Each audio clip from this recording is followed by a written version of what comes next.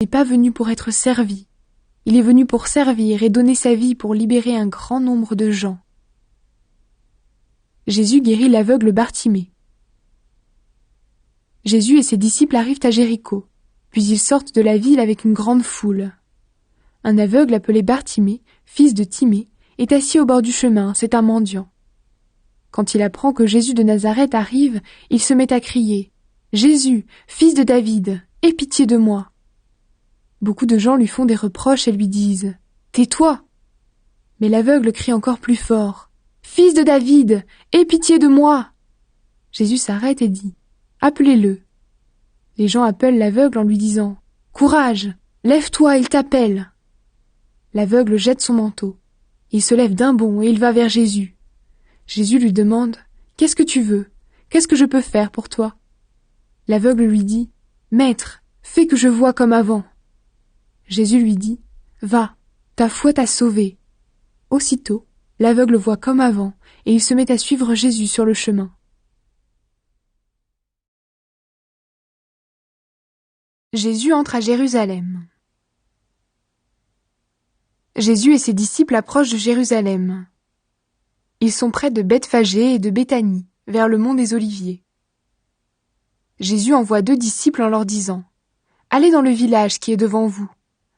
Là, vous verrez tout de suite un petit âne attaché avec une corde. Personne ne s'est encore assis sur lui. Détachez-le et amenez-le ici. Quelqu'un va peut-être vous demander « Pourquoi est-ce que vous faites cela ?» Vous répondrez « Le Seigneur en a besoin, mais il va le renvoyer ici tout de suite. » Les disciples partent. Ils trouvent un petit âne dehors, dans la rue, attaché à la porte d'une maison. Ils le détachent. Des gens sont là. Quelques-uns leur demandent « Qu'est-ce que vous faites ? Pourquoi est-ce que vous détachez ce petit âne ?» Les disciples répondent ce que Jésus a dit, et on les laisse partir. Les disciples amènent le petit âne auprès de Jésus. Ils mettent leurs vêtements sur l'âne, et Jésus s'assoit dessus. Beaucoup de gens étendent leurs vêtements sur le chemin. D'autres y mettent des branches vertes qu'ils ont coupées dans les champs. Ceux qui marchent devant Jésus et ceux qui le suivent crient « Gloire à Dieu ! Que Dieu bénisse celui qui vient en son nom ! Que Dieu bénisse le royaume qui vient, le royaume de David, notre ancêtre ! Gloire à Dieu au plus haut des cieux !» Jésus arrive à Jérusalem et il entre dans le temple. Après qu'il a tout regardé autour de lui, il part pour Béthanie avec les 12 apôtres. En effet, c'est déjà le soir. Le figuier sans figue. Le jour suivant, ils sortent de Béthanie. Jésus a faim. Il voit de loin un figuier avec des feuilles et il s'approche pour chercher des fruits. Mais quand il est près de l'arbre, il ne trouve que des feuilles. En effet, ce n'est pas la saison des figues. Alors Jésus dit au figuier « Personne ne mangera plus jamais de tes fruits. » Et ses disciples entendent cela. Jésus dans le temple. Ils arrivent à Jérusalem. Jésus entre dans le temple. Il se met à chasser ceux qui vendent et ceux qui achètent dans le temple. Il renverse les tables de ceux qui changent de l'argent. Il renverse aussi les chaises des marchands de colombes. Et il ne laisse personne transporter des objets à travers le temple. Ensuite, il enseigne ceci aux gens.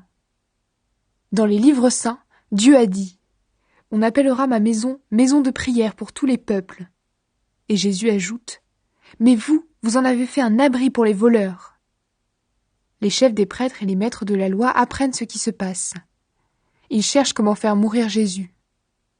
En effet, ils ont peur de lui, parce que toute la foule admire son enseignement. Quand le soir arrive, Jésus et ses disciples sortent de la ville.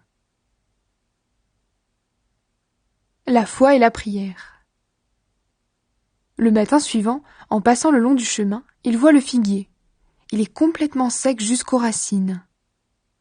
Pierre se souvient de ce qui s'est passé et il dit à Jésus « Maître, regarde, tu as jeté une malédiction au figuier, il est devenu tout sec. » Alors Jésus dit à ses disciples « Croyez en Dieu. Supposons ceci.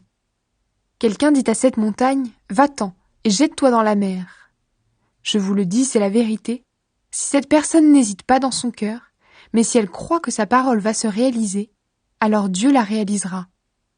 C'est pourquoi je vous le dis, quand vous priez pour demander quelque chose, croyez que vous l'avez reçu, et Dieu vous le donnera. Et quand vous êtes debout pour prier, pardonnez à ceux qui vous ont fait du mal. Alors votre Père qui est dans les cieux vous pardonnera aussi vos fautes. Qui a donné à Jésus le pouvoir d'agir ainsi? De nouveau, Jésus et ses disciples entrent dans Jérusalem.